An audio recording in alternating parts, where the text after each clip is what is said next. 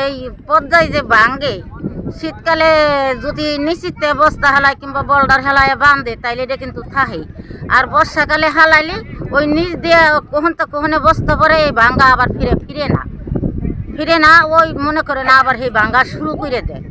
আর শুকনোকালে বানলে পর কতটুক পানি কতটুকু না এত বোঝা যায়। অনেক দূর ভেঙে আইছে আর অল্প একটু বাকি আছে, আমাদের বাড়িটাও ভেঙে যাইতে পারে। তাই এখন যদি নদীটা একটু বাঁধার যদি কোনো ব্যবস্থা করতো আমাদের জন্য অনেক উপকার হইতো। কারণ কখন ভেঙে নিয়ে যায় বলতে পারি না, বলছে কিছুদিন পরে নাকি বাঁধবে। এখন পানি বলতেছে যদি আবার কিছুদিনের ভিতরে যদি ভেঙে যায় তখন আমাদের কি হবে? ঠিকই তো পরে বাঁধবে, তখন তো আমরা তার এখানে থাকতে পারতেছি না। আমাদের যাওয়ার কোথাও জায়গা নাই, বাড়ি করার কোথাও জায়গা নাই, নদীর পাড়ে এসে বাড়ি করছে। ওয়ালটন এখন দেশের সীমানা পেরিয়ে পৌঁছে গিয়েছে 50টিরও বেশি দেশে। ওয়ালটন, ঘরে ঘরে বিশ্বজুড়ে। রাত্রিবেলা থেকে ভাঙন শুরু হয়েছে। এই ভাঙনের জন্য রাত্রে এখন আমরা ঘুমাইতে পারি না, কখন গাঙ্গে ভাঙে নিয়ে যায়। প্রায় মনে করেন ঘরের কাছাকাছি চলে আসছে। আর অল্প একটু জায়গা ভাঙলে আমাদের বাড়ি ঘর নিয়ে যাবে। আমরা ভাই খুব কষ্টে আছি।